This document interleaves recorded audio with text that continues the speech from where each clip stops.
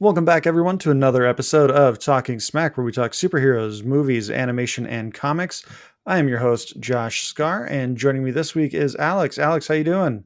Pretty good on this fine day. It's actually raining out right now, which is really nice. It's one of those, it's raining, but the sun is out. I It's love those. Those are beautiful. fun. That's when you get the rainbows. That's like a saying in Spanish. I'm sorry I had to butt in, but like they say that a bruja se está casando, so that means like a witch is getting married when it's raining and sunny at the same time. So I hadn't heard Interesting. that. That's awesome. yeah, Well, as you just heard, barging his way in here, you know him from the No on 15 All cast. We got your boy Seven C's, or as I like to call him, Caesar. Caesar, how you doing? good man. Honored to be here on the show. Can't wait to get into this episode, and Yeah, glad to finally have you should be on. good This is kind of like an epilogue to our month-long MCU binge. for real. It is. It's like a closing chapter. For now. Yeah, for now. So Yeah, tell that's us a little bit crazy. about your podcast before we move on. Sure, man. I mean, like it's we do stuff from the '80s, '90s, and like you just mentioned, some contemporary stuff. Like we just did the MCU series, and yeah, most of our shows are in series. So every month we usually have a different series and stay on that genre or whatever we're talking about. So it's usually a rotating cast, like you have, in a way, guest. Had co-hosts for a while, but yeah, you know how that goes Oh in the yeah. podcast world. So Alex is the only one that stuck around for me for some reason. I don't know what he thinks he's getting out of this relationship. Joy. Aw. it's commitment. Oh, that's nice. But yeah, So man, that's when you pretty call much it it. the all cast, what does that mean? The all cast is for everyone. So in a way, like early on in the show, like especially season one, there was a lot of different types of episodes. So we had like a series where it was just comics, or it was another series that was like video games, and another series where I talked to like a boxer, and we are just talking about boxing, And initially, that's what it was, just like everything. Also wanted it to be all inclusive in a way. So kind of like the whole meaning behind the podcast, the No on 15, goes back to the movie The Revenge of the Nerds, where they wanted a fraternity, and everyone didn't want them to be part of like the larger fraternity in the group in that movie. So just being all inclusive and doing nerd stuff. So that's pretty much it. Well, I'm just downloading season 3, episode 21, Independence Day Interesting Facts, writing solo volume 1. That's a, there's some weird shit in there, man. Like when you look up info on that movie, so there's some Yeah, stuff that I'm it's doing. such a comfort movie for me that Yeah.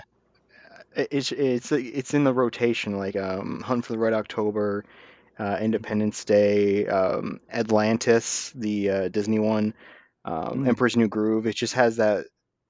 There's just this cycle of movies that are just pure comfort and enjoyment. Can just pop in any time and just Hmm. leave satisfied. Yeah, those are the good popcorn flicks. A Goofy movie's in there for me too. Ah, yeah. Shout out to my boy Antonio. So we're gonna hear from Decaying with the boys here. We'll get a quick ad spot from them, and then we're gonna jump into our thoughts on Thor: Love and Thunder. We'll be right back. Oh, actually, no, sorry. I forgot to mention this is our 52nd episode. So Caesar, you're kind of here with a momentous occasion, as we have officially produced a year's worth of content. It's only taken us 4+ years to get here, but we've done it. Thanks everyone Nice. for listening. Most people have listened for probably about 20, no, 30, about 30 episodes. I think we came back on episode like 21 or 22. So we've produced about 30 episodes since November of last year. So thanks to everyone who has listened and who has gone back to listen to those very, very not great episodes from 2017 and 2018.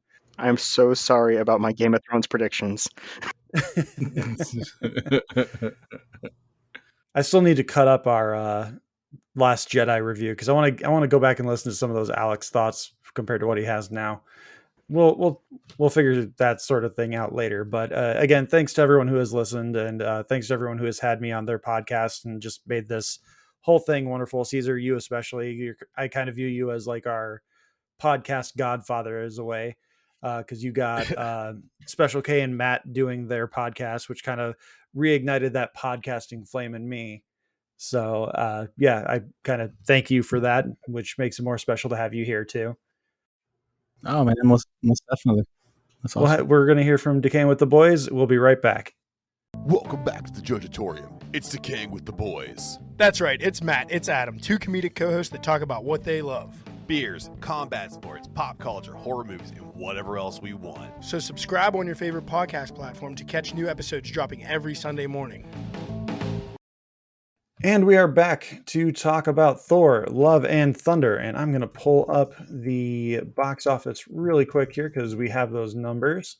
I believe it is projected to finish out the weekend at about 145 million over the weekend domestic, 143. Ooh. And then they're projecting 302 million worldwide. So it's a big opening.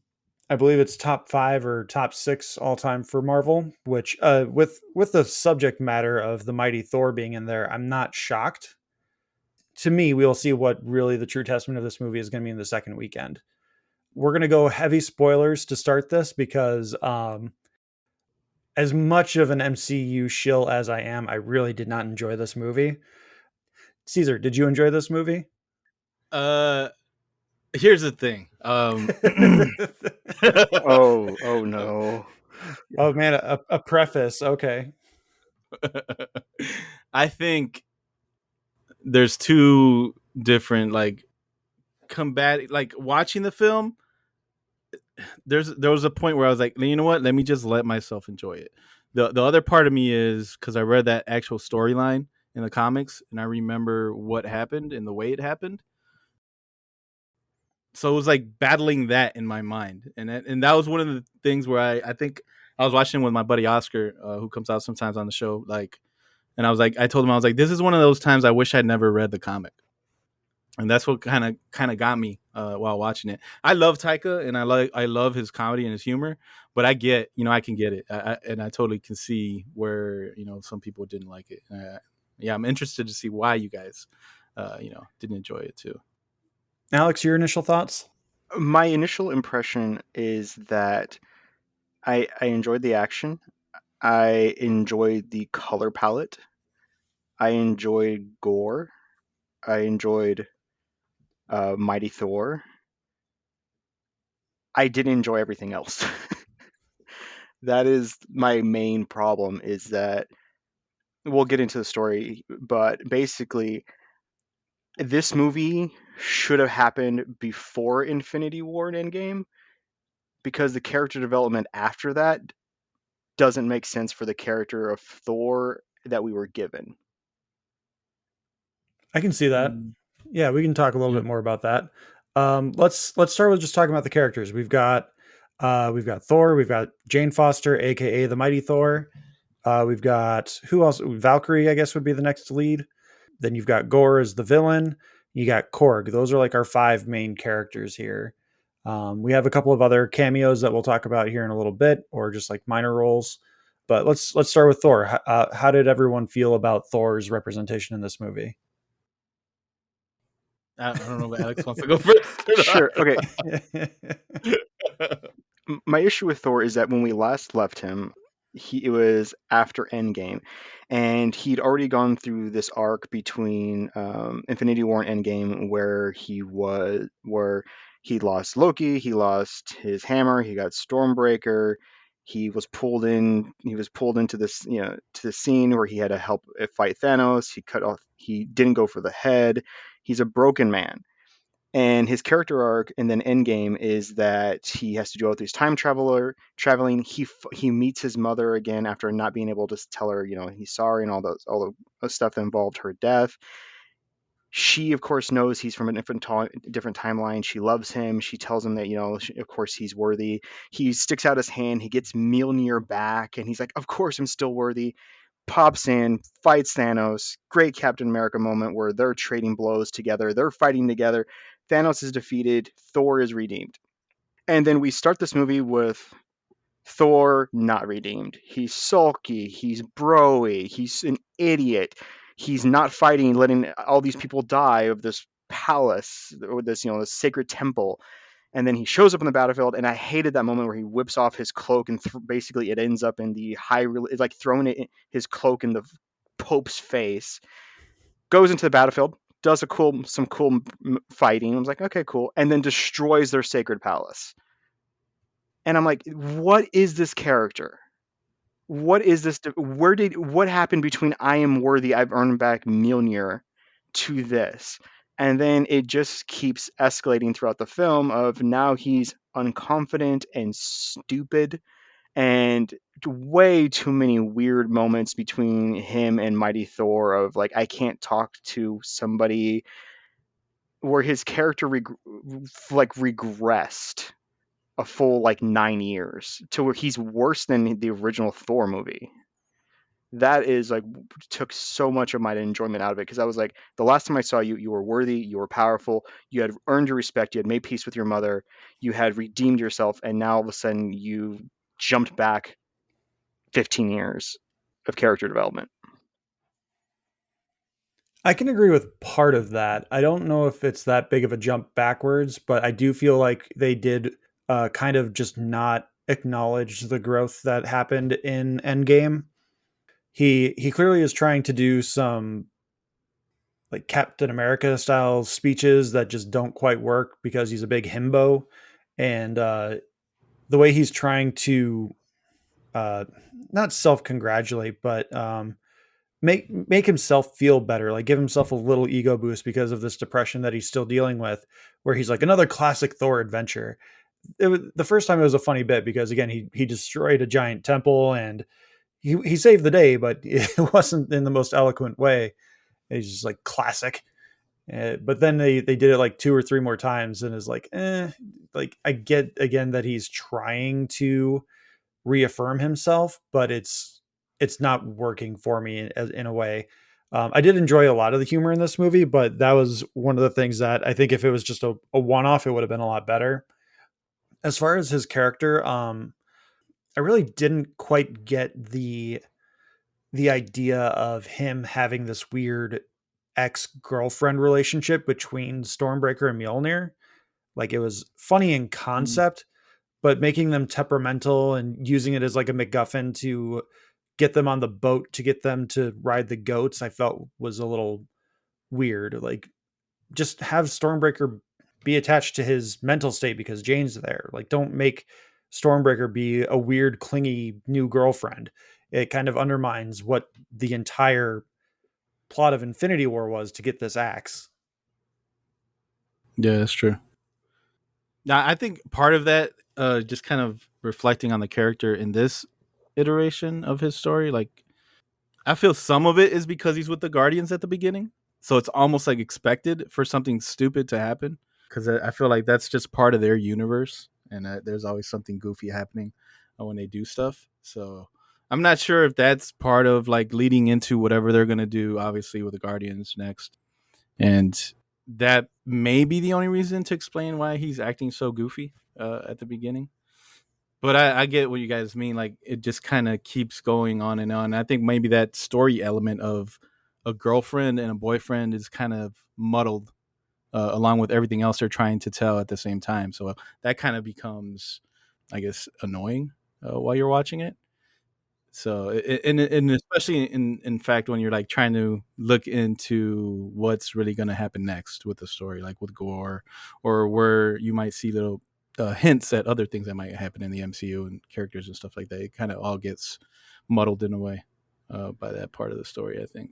And touching quickly on the Guardian stuff, like that's maybe 10 minutes of the movie. But when Thor is like having this really weird goodbye with Quill, which we've seen a little bit of in the trailers, and he's like, "Oh, I'll let you take my ship." Like that's some really weird denial that they've built into his depression because he knows that's not his ship, and it really does not fit with the character in my opinion. That was a really cringe moment for me.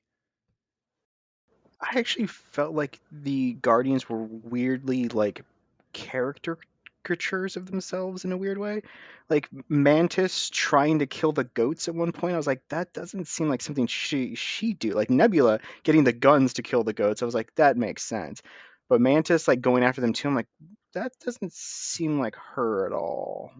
And it didn't even seem like the Guardians wanted Thor there at all versus like the end of Endgame where he takes off with them and like everybody wants him there but Peter. Well, he's Yeah, worn that's out his true. welcome very clearly, and Yeah. yeah, there, and like you had mentioned earlier, where he's just kind of like off meditating while everyone else is fighting. That doesn't seem like a worthy thing to me to just be like, oh, let them sort out their own things. Oh, they need me. Okay, I guess I'll help. Like you could have saved a lot of lives if you just intervened to begin with. See, that's what I'm like getting from the comic, like, because the whole point of that kind of storyline is of humans asking the gods for help, right? So is that what they're trying to implement in a way? I mean, it didn't work for me, no, but I'm just saying, like, is that what they were trying to do? Like, take some of that story? You're just making me wistful for the comics, man. That whole storyline was so great. That It first was that first engagement with Gore, where young Completely Thor meets up different. with him Yeah. in the cave, man, that was so good. Yeah, I was waiting for that. I thought they were gonna do that, but no, they didn't go that route. So that would have been Yeah, we good got a to couple see. allusions to things in the comics. Like we saw the gods being hung by the butcher hooks, and then we saw the one giant dog dragon thing dead, like we saw in the trailers. But that was kind of it for the comic comparisons, really.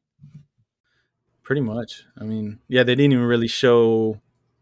Well, I guess they kind of explained it off how he got the necro sword at the beginning, but they didn't really show that. That panel would have been dope to see. I was hoping they would have kind of like just shoot down from the top and showed just that panel. That would have been great. Yeah, and speaking of the comics, like you were saying when you had to like turn that part of your brain off, that is something that really needed to they that's the difference between comics and the movie, where comics are a long form storytelling mechanic. So you have to wait month to month, or if it's a bi-monthly book, you only have to wait a couple weeks. But it's still a long form storytelling mechanic, like a TV show. Whereas this is trying to tell a movie in roughly 100 minutes to 120 minutes, maybe 140 minutes if you get a lot of story packed in. This movie to me felt like they took a lot of the story out, and that really hampered a lot of my enjoyment too, because it really felt like there was the overarching narrative with we need to stop Gore, which that also felt kind of jarring, but there were a bunch of half stories told that just never felt like they went anywhere other than what we got with Jane and Gore. But let's talk a little bit about Jane. Caesar, I'll let you go first. What did you think of the Mighty Thor? It was good, man. I like Jane. I like Jane's character, and I think I wish they would have just really showed that whole scene, but then they just kind of cut to black when she's on the new Asgard and goes and looks at the display of Mjolnir broken in pieces, and she realizes after doing a little bit of research, that she's sick and everything, and maybe this might help her stay healthy. You kind of do get a backstory of that, like when Thor told, I'm kind of jumping ahead, but when Thor told Mjolnir to keep her safe, kind of thing, and that's kind of explaining how she was able to get it. But other than that, I don't know if that did it. It kind of paid off at the end, I guess. Her character. I don't know. What do you guys think? So I'm going to jump ahead of you here, Alex, because I have two thoughts which Caesar kind of touched on here. I feel like they undermined Jane's worthiness twice, and both of those times you kind of mentioned. Once where she's reading a book and she sees Mjolnir, science, magic, healing, whatever, strength, and she has cancer in this, like she does in the comics. They don't really ever discuss like what kind of cancer. It's like it's fourth degree. I forget the Stage four. terminology. Yeah. I'm stage 4. Yeah, sorry. I'm so sorry for not remembering that. Yeah, it's stage 4 cancer. They just never really mention what kind of cancer. So she's like trying to experiment on herself to see if she can't figure out a cure. And then she feels something in one of her Norse mythology books kind of glows at her, and she's like, "Oh, Mjolnir, maybe that can heal me." in the comics, again, it's not fair really to compare it to the comics, but in terms of like what they're trying to do with the mighty Thor, she's supposed to be worthy because she's refusing Asgardian magic, because Asgardian magic could probably heal her sickness. And then in the comics, she refuses it and she's going to take her treatment, and that's kind of what makes her worthy, is because she knows after a while that as she transforms into the mighty Thor, it completely undoes any of her chemotherapy. So she's back to square one with her cancer fight. And that's a big overarching narrative in the comics. Whereas here, she's just like, hey, I'm 6 foot and buff and hot and like I feel great, but every now and then I feel weak because the hammer's not stopping the sickness, because plot, I guess. But in the comics, again, once she's Thor, she is mostly fine. But again, what makes her worthy is the fact that she gives the hammer up until it's needed again. So in this, she just has the hammer because she thinks it's going to make her feel fine, and then she doesn't after a while. And then also, as Caesar mentioned, Thor kind of tells Mjolnir during a flashback, he's like, "Hey, protect your buddy," and then it gets an enchantment where Mjolnir is going to protect Jane, which Mjolnir consents that she's sick. So therefore, if she gets the powers of Thor, she can be a little bit better and be protected. So I feel like that undermines her worthiness in a way. See, I thought that actually that was kind of sweet. That's the way I took it. Is that it's like, okay, why is she worthy? We already know Cap's worthy because Cap is Cap. But then like, why is she worthy? Like, what's going on? And I was kind of looking for an answer, and that the worthiness is from the love they had from each other. That they were together. There was a love. It's Thor says it's he's been alive for like 5,500 years or something like that. But this is the one time he's been actually in love, and that he wants Mjolnir to protect her, and that even though they're separated and Mjolnir was crushed, that it could still sense this love lingering between them and her needing the protection and guidance of Mjolnir. I thought that was actually really sweet that then she finds the hammer and that she is then infused with this power to become a protector. And it's they Valkyrie suggests that when Thor shows up to fight Gore or whatever was happening in New Asgard, and Thor sees Mighty Thor briefly, Valkyrie suggests she's been doing this for a while. Like, oh yeah, you're gonna love this. So that to me, I actually liked that. It's that she finds this bit of hope to feel strong, to feel powerful, to feel a protector, and be battling this stuff on Earth while Thor's off being whatever he was doing with the Guardians. I actually really liked that because that was what to me that was what the movie was trying to say, was that these two people still love each other and now they're finding the time for each other again. And so I didn't think that undermined her. I thought that was actually just a beautiful in story mechanic of why she's worthy. She's worthy because they're bonded together and Mjolnir will bring them together. In a vacuum, I can definitely see that. I'm not trying to say your point is invalid. It's definitely not. Coming from the comics is where I'm kind of going with all that. I liked a lot of what you said just there. It makes a lot of sense, especially within the context of the story. Maybe if we had a little bit more context from that, that maybe that could have been a much smaller nitpick from me.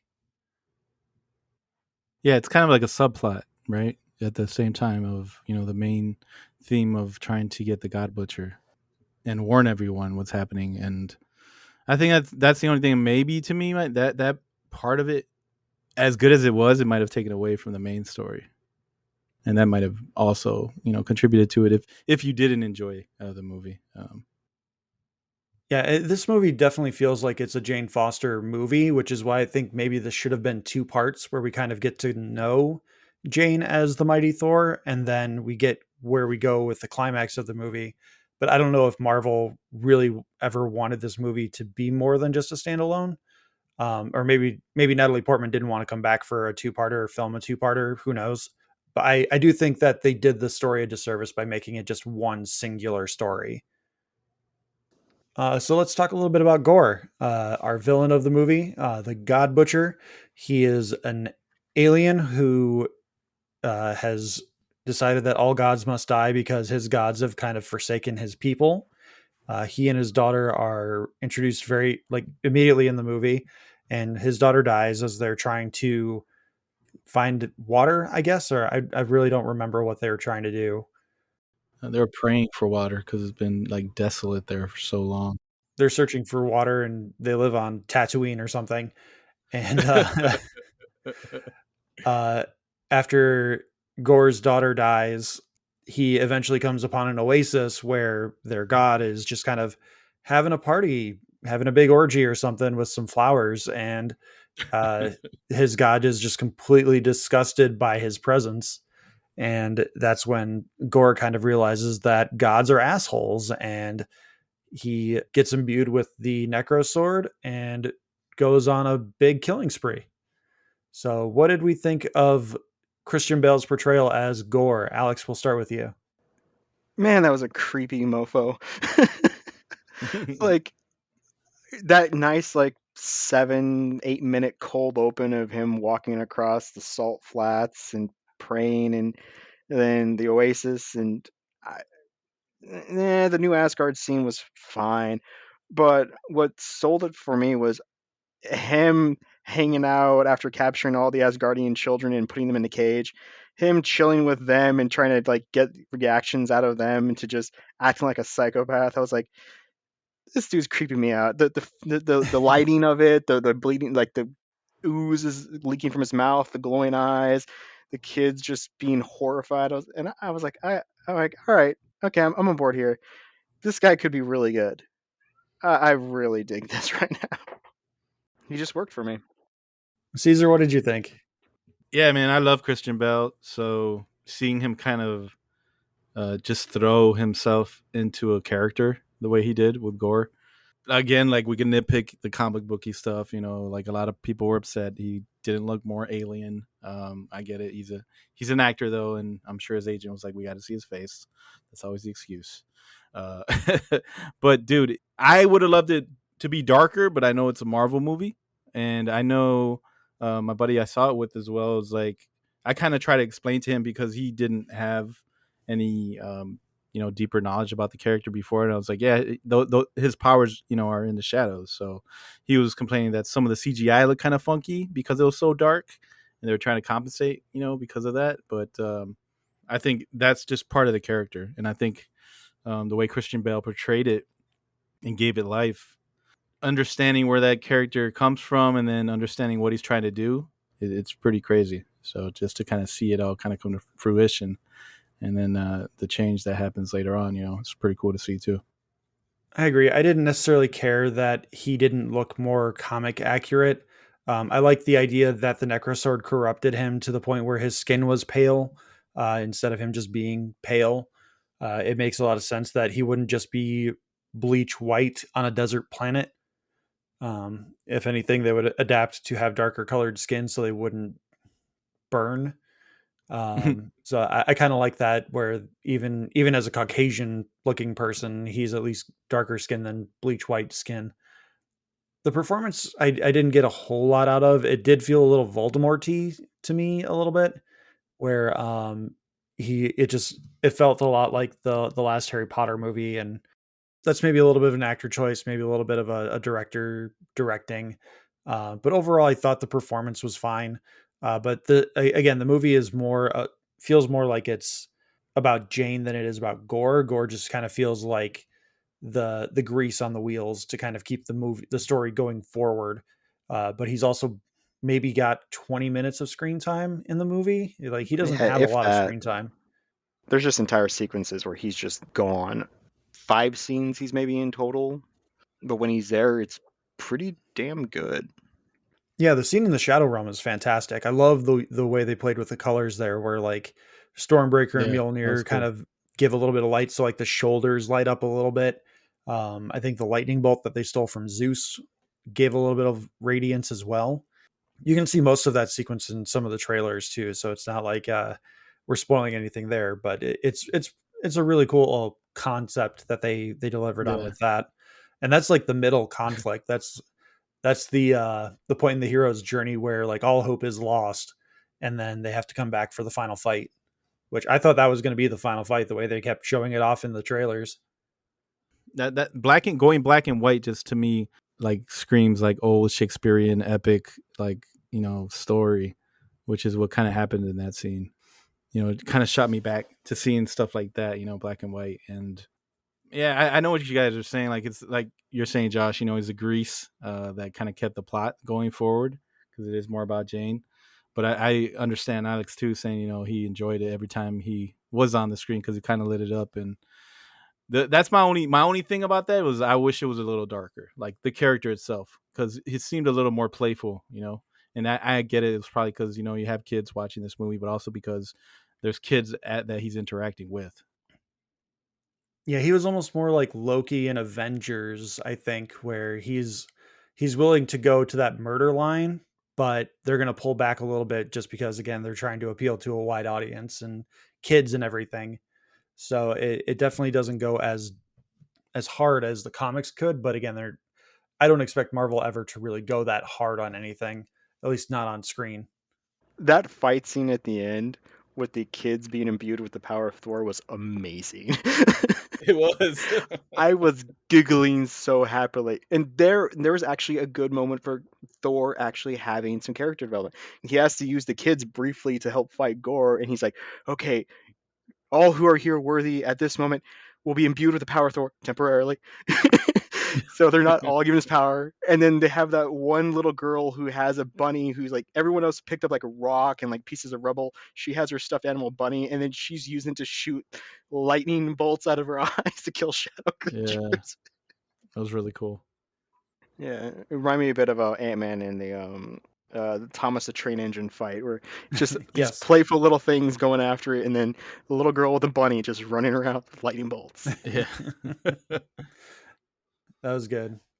So let's talk a little bit about Valkyrie, and then we'll kind of talk a little bit more about like little segments like the omnipotent city and stuff like that.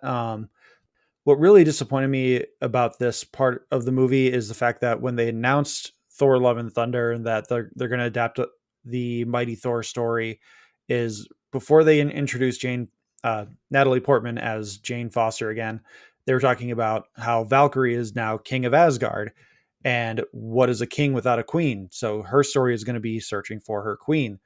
That story was dropped almost immediately, and that really bothered me. Like she kisses the one Zeusette's hand, I believe is how they're credited.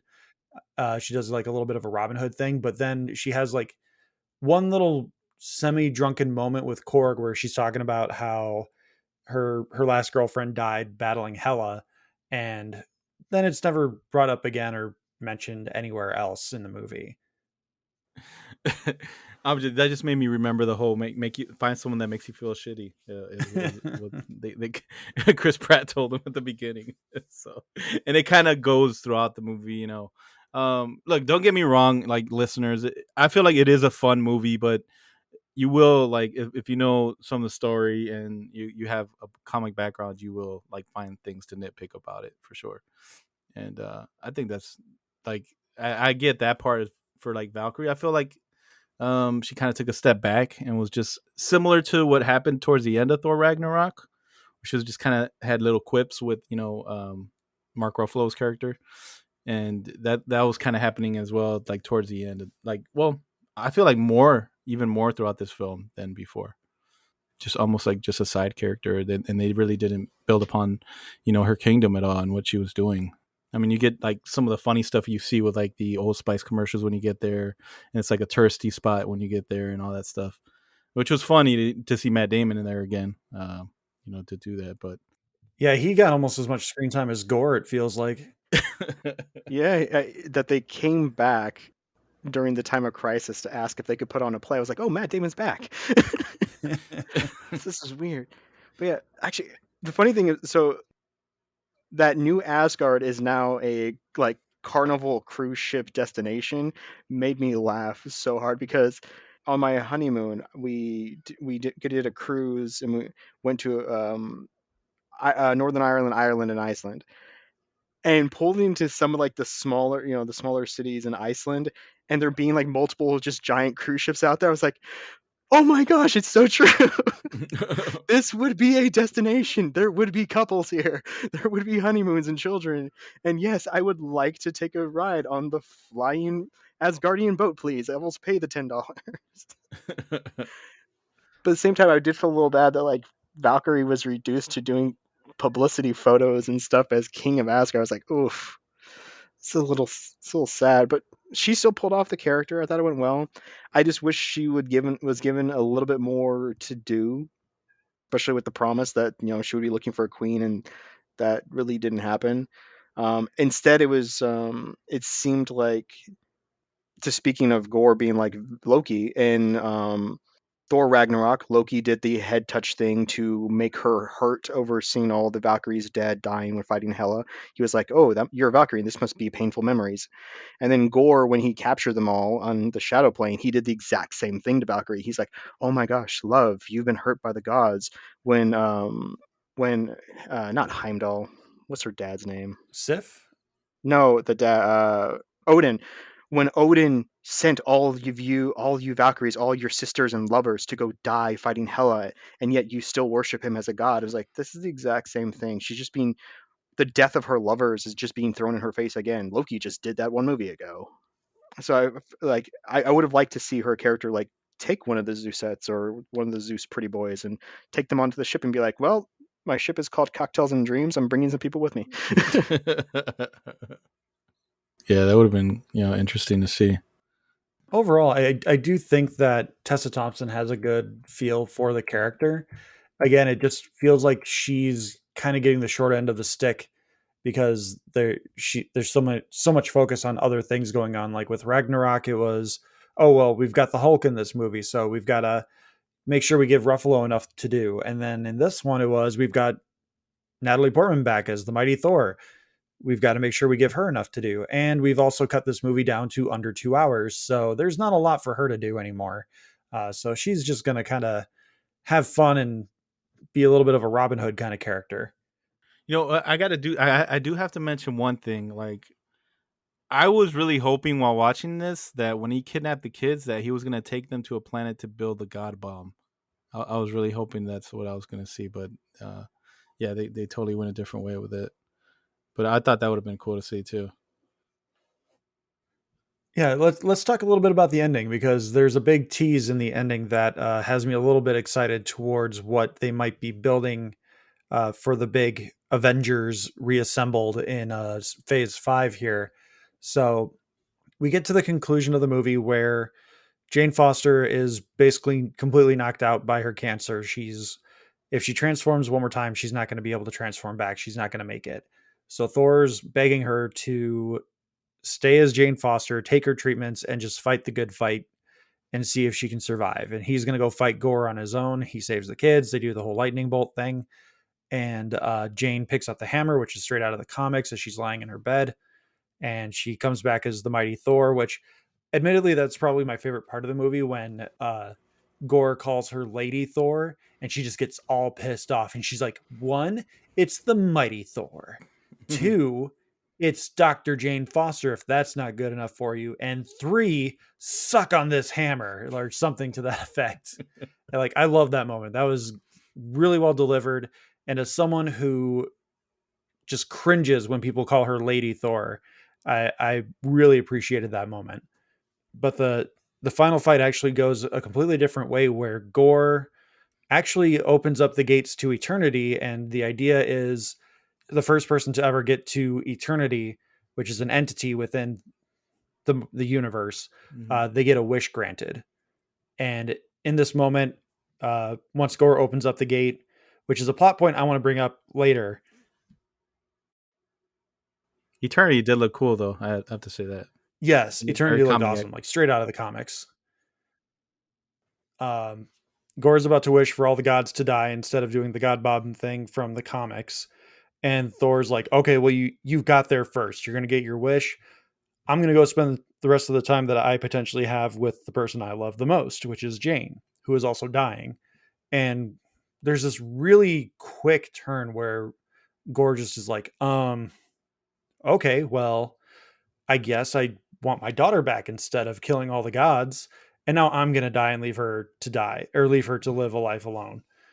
And that part kind of bothered me because I can't understand the motivation of better for her to live without her father than to me live and die without her. It is a really weird motivation that I just did not understand. Yeah, I see what you're saying. Because, like, what's the point of bringing her back just to die? Like, he gets to say goodbye one more time, and it's him that dies this time. And he's dying because the Necro Sword is the Darkhold from Doctor Strange. Uh, the wielder gets corrupted and then eventually dies because of the corruption. I guess redemption for the character was probably the thinking behind it, right? He did all I don't this even know if horrible it's shit, redemption. but Like, like he's trying to redeem himself in the eyes of his daughter or something. Because yeah, I he does I get to say really goodbye, don't get but that one. yeah, I see. It is weird. Yeah, Yeah, there's never a moment in the movie where he's like, if I could just see her again, or he's not like lingering over the loss of his daughter because the gods could have helped him. He's pissed because the gods didn't help him, and that's his motivation for killing them.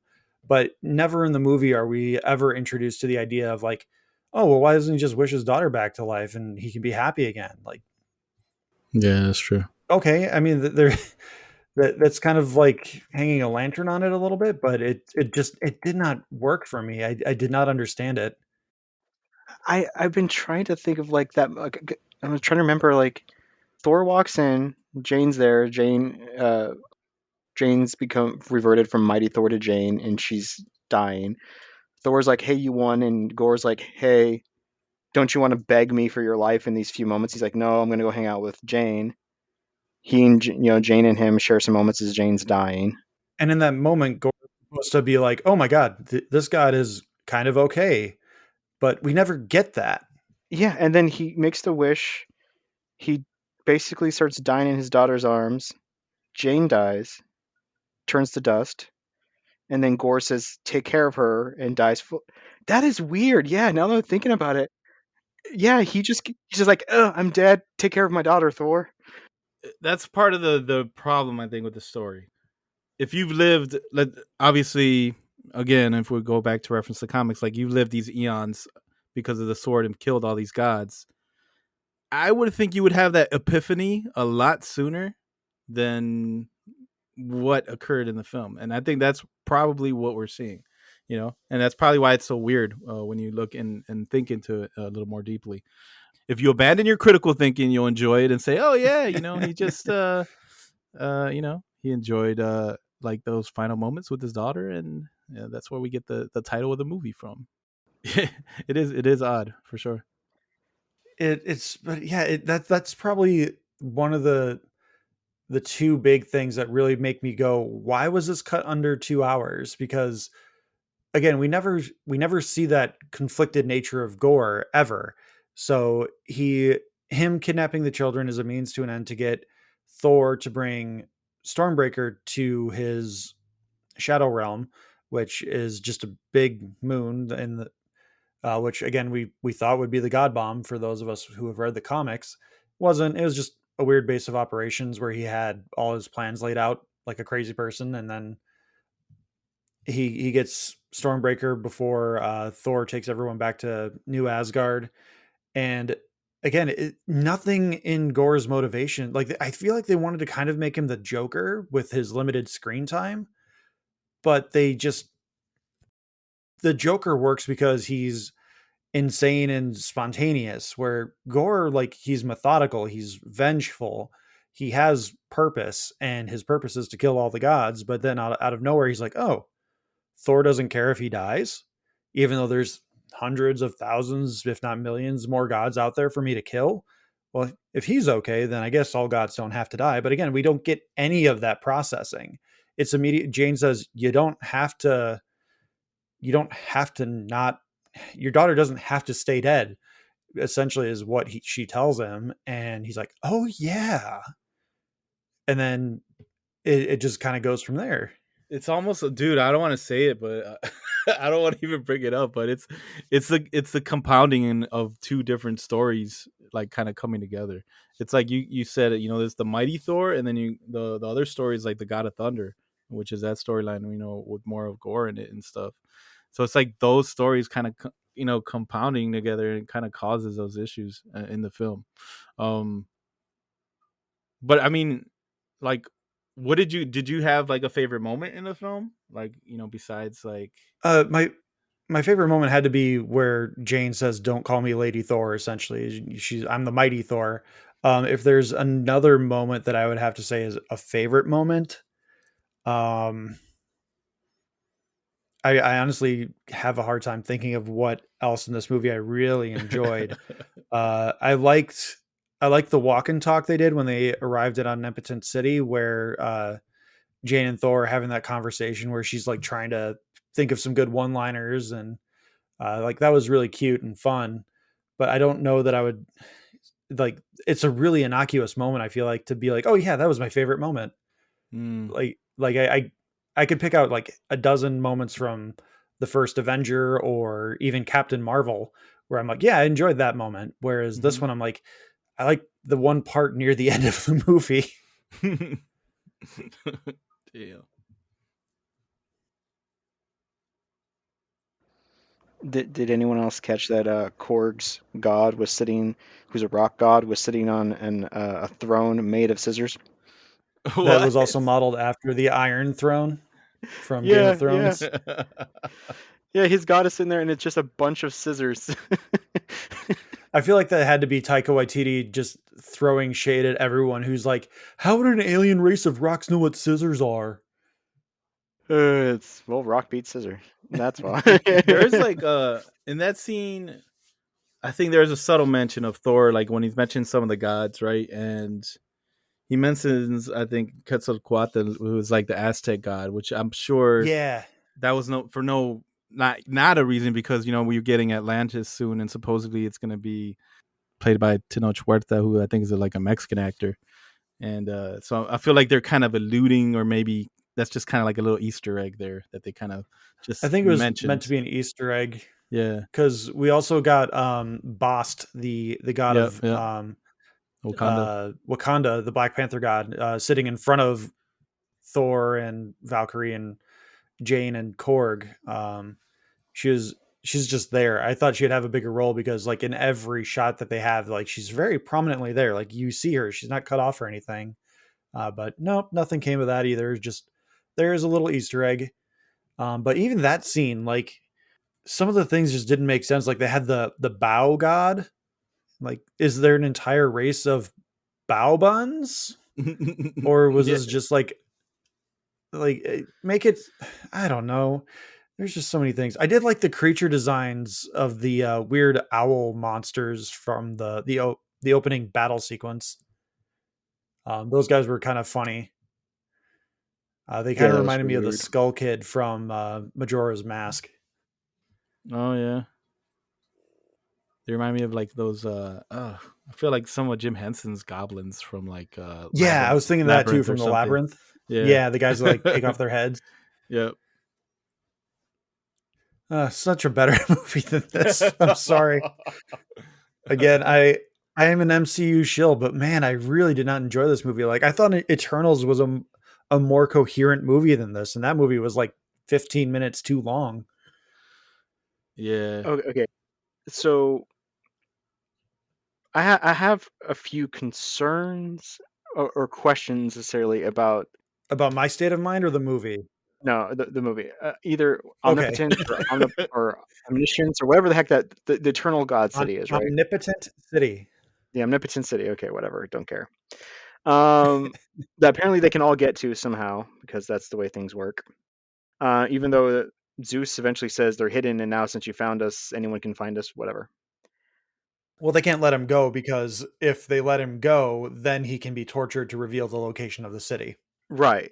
Okay. So It's not a weird Gamora plot hole where if I tell you that I know the location of the Soul Stone, then yeah, you'll know too, yeah, I which know. makes no It sense. just I just whatever. It was like whatever fighting needs to happen. Okay, I get it. Did anyone else laugh hysterically when Russell Crowe decides to go down the steps and he's wearing, of course, the Greek little pleated skirt thing, and he grabs the edges of it and goes daintily down? I love Russell Crowe, man. Yes. He just had me Russell Crowe laughing. was Like, going for it. yeah, he was gold. Like, I legit. laughed.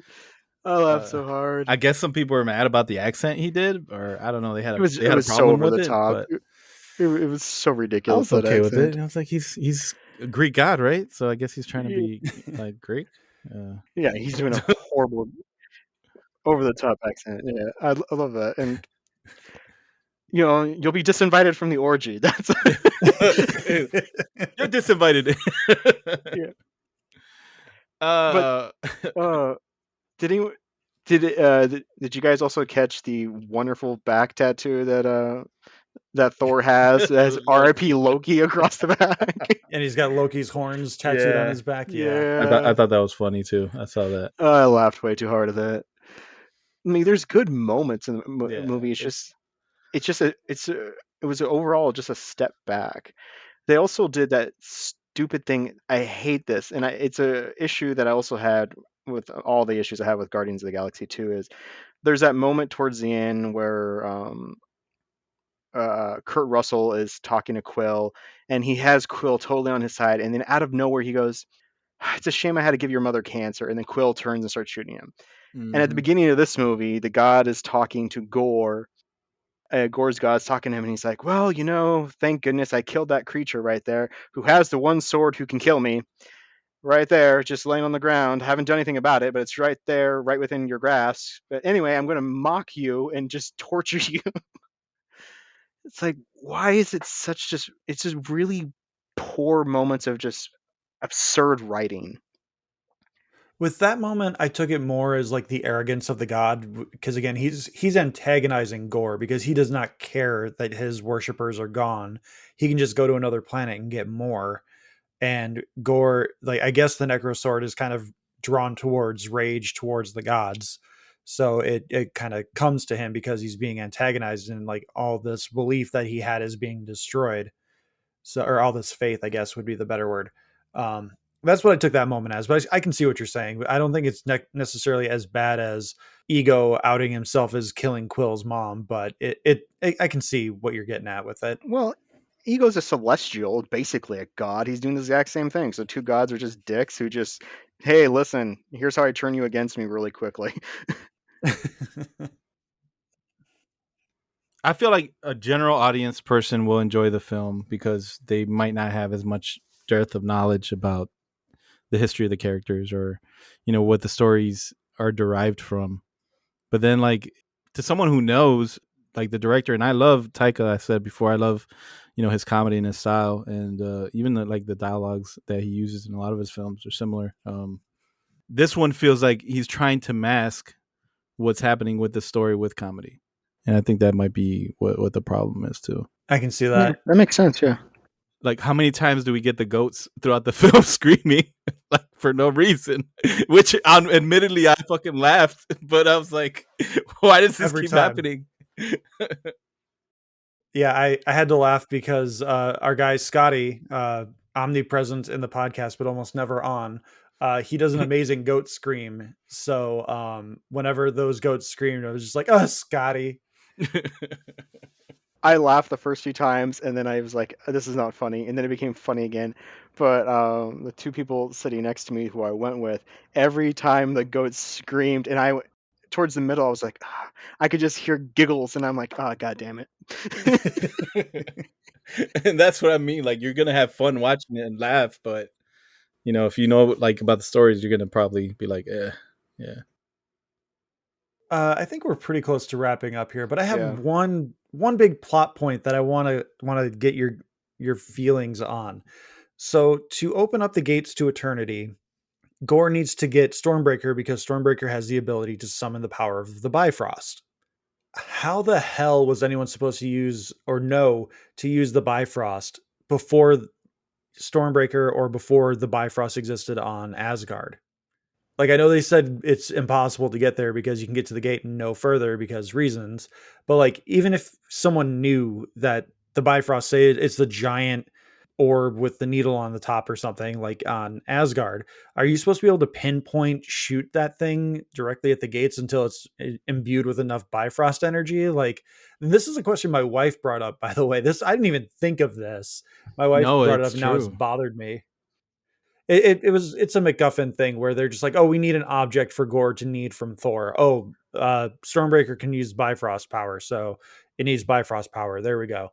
I, see, I was always assuming that the Bifrost was something that is like inherent to the magic of all of Asgard, and that they built the device, out of the Rainbow Bridge kind of thing, and then placed a guardian like Heimdall there to protect it and guide it, which was his duty and job because of how dangerous the Bifrost is. So, I mean, I can always just see as the Bifrost as some ancient weapon technology thingy that's been around as long as eternity's been around. So that's why I kind of wrote it off as. It's become an ability almost, right? Because like Heimdall uses it in Infinity War to send Banner to Earth away from Thanos. Yeah, he's able to summon the dark magic to use the power of the Bifrost. But I feel like so that plot point you're talking about, Josh, I feel like that's something you could have explained away if you would have done a scene with the archives on an omnipotent city and showing at some point that it was a prophecy that Gore found that showed that weapon that he needed to get to eternity. You know what I mean? Like that would have made sense. Like if you shot a scene like that and put that in there. The library in Omnipotent City, that was something that was definitely missing from this movie. That was Yeah. from the comics, where Gore just destroys everyone and everything and just reads up on as many gods as he can so he can take out as many while he can or get the idea for the god bomb or something. Like, yeah, there needed to be something more, especially like to get to the library. I think that could have padded a little bit more suspension of disbelief as to like how he knows about this. Obviously, we're supposed to just assume that he's been doing this for millennia, which is fine. But again, like, how does he know about the myth of the gates of eternity? Who knows? But there's one more thing that I wanted to talk about, which Caesar, maybe you have a little bit more to say about this than Alex might, having read the comics as well. But the teasing of singularity is what I was teasing earlier, where I think that's what's going on into phase 5, where I think Gore's daughter, who I think is also going to become Singularity, which in the comics is kind of like Eternity Junior, for lack of a better word. Among other things, she is absolutely adorable. I love her. She debuted in A Force in the Secret Wars spinoff, and then she was also in the A Force comic that spun out of the conclusion of Secret Wars, which was written by G. Willow Wilson. So, like, when we see Gore's daughter resurrected, we come up from the waters that are surrounding eternity, and we see just this little girl who it looks like eternity. She's just a galaxy. And then we pan up further and we see, oh, it's a little girl. So I think Singularity, even though she doesn't play a big role in Secret Wars, I think it'll be adapted in a way where she will have some kind of role. And I think again that is giving us breadcrumbs to Secret Wars being the phase 5 capper. Yeah, I agree, man. I thought you were going to mention the after credit scene too with Hercules and the West Coast Avengers. Oh yeah, with Roy Kent as Hercules. Yeah, Roy Hercules. He's here, he's there, he's every fucking where. He's Roy Kent. Yeah, someone actually screamed that in the theater when he came out. I was like, oh god. Were we in the same theater? Because I think that might have been me. It's a Ted Lasso reference, Alex, if you didn't get that one. Thank you. I think that's definitely a possibility because they're going to be introducing in phase 5 likely like Fantastic Four, likely some of the X-Men, and instead of having like the Phoenix, you have the Singularity. We've seen so much of the Phoenix already in live action that I feel like maybe they use something different but similar in a way, something that's powerful in the Singularity. So I mean, that'd be really cool to see. Yeah, like breadcrumbs, man. I feel like we're getting all these breadcrumbs, and hopefully this month, I guess, Marvel's back at Comic-Con, so we should know more of what we're actually gonna get. But like we've discussed before, when we talked about all the Marvel stuff and we got into Phase 4, and it's kind of difficult to gauge where they're going. And like someone the other day said, I think they're like halfway or something like that through Phase 4 already. I think we've got about a year's left of content for Phase 4. Or maybe it caps out in 2024. But I know Feige has already released a statement or tweeted out something that's like, "Hey, we're getting to the end of Phase 4, so we're going to start talking Phase 5 stuff soon." Which it doesn't feel like we're that far into Phase 4, but I mean they're truncating a lot of stuff and they're pushing stuff out quickly, which to the people complaining about the CGI quality in Marvel movies, among other things, they're pushing out so many movies. It's you're not going to get that refined quality that you're going to get from like an individual filmmaker who's putting his life and soul into this one movie. Feige's juggling like 20 different movies right now, including a Star Wars franchise that he may or may not end up doing. He's got so many other things, and again, Disney's got 3 to 4 movies a year coming out, plus now like 3 series at a time coming out. Like Marvel is the market is saturated, if not oversaturated, with Marvel stuff. So like, I don't think expecting quality refinement like we were getting when we had Iron Man and one Iron Man movie a year, and then maybe if we were lucky, we got a second movie in that year. So I think that's part of the issue. Plus, again, there's $200 million doesn't go the same way it did even 10 years ago. So I'm not trying to justify it. I did see a thing earlier where I guess Marvel is kind of a bitch to work with, where they want it quick and fast. They don't necessarily care about quality, but they don't want to pay any more for it either. So take that what you will. And I don't know. I've seen the images of Heimdall's son going around and everyone's like, this came out of a $200 million movie.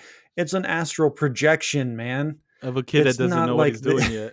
It's like, yeah, what? it's not meant to look good. I saw another tweet earlier where some Snyderverse fanboy was like, "Look what they did to Hercules. This is Zack Snyder or Zeus. This is Zack Snyder's Zeus. Look at him looking like Leonidas from 300." Like, I don't give a shit what Zack Snyder wants out of his muscle-bound steroid maniacs. I just want to have a good movie. Zack Snyder hasn't made a good movie since Dawn of the Dead. Really? Wow. Did you not see that Owl movie he did? I like that Owl movie. Can't even think Oh, of the name Legends of of it the for. Guardians. I forgot he did out Gowls of Gahul. Yeah, it was adorable. I love that movie. Yeah, that was kind of like a, is it not oh god, I'm awful. It's not Dom DeLuise. Dom DeLuise is the actor. Who was the guy that did like The Land Before Time, The First American Tale? Um Don Bluth. Oh yeah. It very much resonated like a Don Bluth movie, which Secret of Nim is another one, just so people don't yell at me. Yeah, Don Bluth, it resonated very similarly to that. But yeah, Zack Snyder hasn't made a good movie still in like 20 years. Well, let's say 15. He's making Dawn a of the Dead new. was 18 years ago. What's he making now? I think he's making like his like Star Wars or something. Yeah. Yeah, he's making a Star Wars ripoff because he'll never get a Star Wars movie because he can't tell a story. But I mean, neither can Sounds like J.J. Abrams, and he got 2. This sounds like one of our vent sessions, Josh. It is turning into that. I think I've added like 5 minutes into this. Yeah, maybe. Yeah, again, your vent sessions. I'll just save all my Snyderverse fanboy rage for that. Whenever, if I'm ever invited back. Of course. You tease, and I actually would like if you want to put together an episode where you interview me with my quotes from The Last Jedi to see if I've changed my opinion at all, I would love to hear those and fight myself. Fight myself. I don't want to go back and listen to that episode. I didn't edit that one because I wanted to try and get it out on like a reasonable amount of time, and I think it's like almost 2 hours long. I don't want to listen to that. Oh yeah, it was bad. All right, to go back, I had a question for the two of you that I haven't found a suitable answer 42. for. No, I don't think that's going to explain it. So, in Thor: The Dark Yes. World, I'm just kidding. in Thor: The Dark World, Thor sticks his hand out. Mjolnir can come across portals, time and space, and eventually finds them no matter where it is. In the past few movies, Thor has stuck his hand out and Stormbreaker flies across time and space and finds him no matter where he is. At one point in the Shadow Realm, mighty Thor throws Stormbreaker away, and Thor brings it back after like 5 minutes across time and space, it back to his hand. Gore briefly takes takes Stormbreaker. Why doesn't Thor land and stick his hand out and Stormbreaker come back across time and space and land in his damn hand? I thought the same thing for a second, but then I realized Plot. plot and like they show Gore his like hands from the shadow like holding it by force, I think, down onto the planet or something like that. So that was like the only explanation in a way. I don't buy it. If there was ever a payoff to the whole jealous girlfriend angle they were taking with the weapons, I think that would be it. Is Stormbreaker's like, oh well, Gore wants me, and I don't know, maybe there's some weird thing where like if someone is holding on to Stormbreaker, it can't be summoned. I don't know. It's not imbued with an enchantment like Mjolnir is, so I don't know. Plot is the authentic answer, but that's me also maybe trying to justify it. Okay, because I was just like, I don't buy this. Yeah, well, they also show him walking away, dragging it. Yeah, he So I does drag mean, it. Yeah. He's dying, so he can't lift it like he's Cap or anything like that. And they did mention the fact that Stormbreaker should probably like destroy anyone who can't handle the power of it. Because I know in Infinity War when they're like, "Oh, hey, we should all get a weapon like that to kill Thanos," and Thor's like, "You would all go insane from the power of it," which Gore is already insane. So, eh. But yeah, angry girlfriend. That's the answer. okay, Final answer. all right, let's wrap this Lock thing it up. in. I'm right with you there, Alex. Though I thought that too. I was like, why isn't he just calling it? But then I was like, maybe it's just because of the shadow monsters helping him hold it back or something. That's the only thing I He's could think distracted by Jane and whatnot. Who knows? But yeah, angry girlfriend, plot, all that sort of stuff. So last little thing that I was thinking for the movie. So one of Mighty Thor's power is that since Mjolnir was broken apart, she can actually wield it and cause Mjolnir to throw shrapnel out, and it kills people and comes all the way back, which is a badass power. And ultimately, they realize they need to defeat Gore by destroying the sword that he's holding, the God Killer or whatever it's called. So they're fighting him. She's able to get the weapon, like they're able to crack the weapon, and then she uses Mjolnir. It shatters all the pieces, and on the way back, Mjolnir collects all the pieces of the sword, and it goes back into Mjolnir. But Gore starts drawing the pieces out, and she does this mighty move where she lifts Mjolnir into the air, smashes it down, obliterates the weapon, and obliterates Mjolnir seemingly again too. But at the end, Mjolnir is back together because Thor has it back in his possession, and it's still all kind of broken. I actually thought that moment, I was actually disappointed to see Mjolnir was back together. I actually thought in that moment it was basically she was making the decision that this power is killing me. This other sword is super powerful and being drawn together. I am releasing the power of Mjolnir to destroy it and releasing Mjolnir's power hold over me and redestroying it. And that is That why would have been too much like the comics. yeah, but then she was releasing the power. She reverts back to Jane, and that's what I thought was going to be the end of Mjolnir. Yeah, no, it would have been too poignant of a response or a story point in this movie, I think. And again, it would have been too much like the comics because in the comics, she throws Mjolnir into the sun to stop a raging monster from destroying Asgard, and that's when she starts going through the process. Although, spoiler alert for the comics, she survives, but Mjolnir is out of commission for a while because it's hanging out in the sun. But yeah, I think that's probably the main answer I could give you is the fact that I think it would have made too much sense for this movie. Um, I don't think they really thought about it that way. They just wanted to give Thor the hammer back because everyone loves Mjolnir and Stormbreaker needs to eventually go to Beta Ray Bill. Oh, Someday. Okay. Yeah, I saw that moment because like he even gives her a look and like she does the superpower charge thing. Mjolnir's all shattered on the ground again. Gore stumbles off to go die, but then it turns out he's actually snuck into eternity. And I was like, wow, that was actually a very powerful moment. And then later on at the end of the movie, it's on his hip. And I'm like, what the? Oh, that sucks. So before we go, we do have to give our rating on this movie.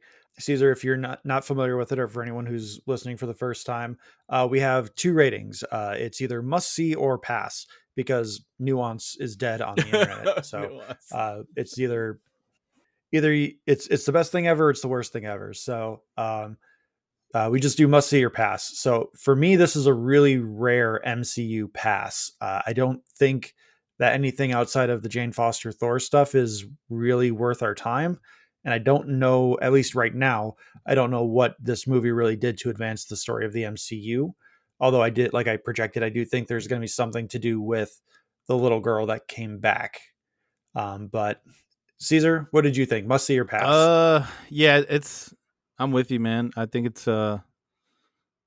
if you're a fan, you're gonna see it anyway. But for me, yeah, it's a pass. You don't have to see this like at the theater. That's my opinion. You'll have fun if you watch it. But yeah, it's not like a must. Not a must see. Alex? See it on Disney Plus in late August when they drop it there. That's not must see or pass. Pass it in theaters. Must see it on Disney Plus. There you go. Okay. I'll allow it. All right. And with that, we will start wrapping up. Caesar, tell us again about your podcast and any social medias you'd like to share. Sure. So we're the No on 15 Allcast. You can find us at the No 15 Allcast on Twitter, Instagram, and yeah, we're starting to do TikTok too. So definitely can check out some of the dumb stuff we post on there. And yeah, we got a new series coming out. This month is going to be the Summer of series where we did like 3 crossovers. One is with the Soul Wizard podcast, one is with the Cutworthy podcast, and one's with the Your Next Favorite Movie podcast. So should be pretty cool series, and yeah, that's what we got coming up. Alex, you don't do social, but you do the news for our podcast on Twitter and Facebook. You can follow us on Twitter at Talking Smack Pod. You can follow me on Twitter at Josh_Scar. And you can email us at tsmackpod@gmail.com. You can like, rate, review on your favorite podcast player. We primarily see most of our activity on Apple, Spotify, and Good Pods. So definitely please drop a review or some kind words there, or, leave a 1-star review and at least leave feedback, because feedback is the most important thing to me. I don't really care if you enjoy the show or not. I mean, I do care if you enjoy the show. That's a horrible thing to say. If you don't enjoy the show, that's fine. That's kind of what I mean. But I would appreciate feedback as to what you didn't enjoy. Maybe it's just the fact that my voice is so monotone. I don't know. But let me know. Maybe I'll try and fix things. Maybe I'll start talking like this. I don't know. We'll do the episode in this voice. Oh, boy. And we'll do. Oh, That's a pretty good Zeus. Uh, I can do a little bit of a Marvin Martian. Where's the kaboom? There's supposed to be an enormous Very kaboom. Where's the God Bomb? Yeah, there you go. Where's the God Bomb? Where's my dog? Oh, Nice. He had a dog. I know. He did. And we did not mention Korg at all. So there you go. Oh yeah. Yeah. Here's director. There here's you my go. talk about Korg. My wife hated him because she thought he was mansplaining the entire movie. So she's like, I already know all this shit. Like, you just get to your Jodie Foster joke and move on. Jane Fonda. That's the one that made me laugh. I was like, what? I like the name misinterpretations. I like Yeah. that like wire crossing for him, but yeah, overall, it wasn't as engaging or endearing as the first movie, or I should say, as Ragnarok. My question is, where's he getting all of the pop culture from Earth? Like, that he knows who Jane He Fonda spent and 5 Jodie years Foster- on Earth. Yeah, that's true. Oh, that's right. He was playing did. Fortnite. That's right. So you got all this pop culture from Fortnite. That makes sense. So that's the episode. Caesar, thank you so much for coming on our podcast, Godfather. Is a pleasure having you on. We will definitely have you on again. Alex, thank you again, as always, for taking the time. Of And course. who do we have for our theme music this week? In honor of Stranger Things, I put out some feelers and we got Kate Bush remixing our theme music. Nice. Talking Smack's running up that hill. Nice. I don't watch Stranger Things, so I don't get the reference. Oh, I'm man. sorry. So with that, thank you again, everyone, for listening. Take care. Peace. Watch Star Trek. Ah, gosh, no.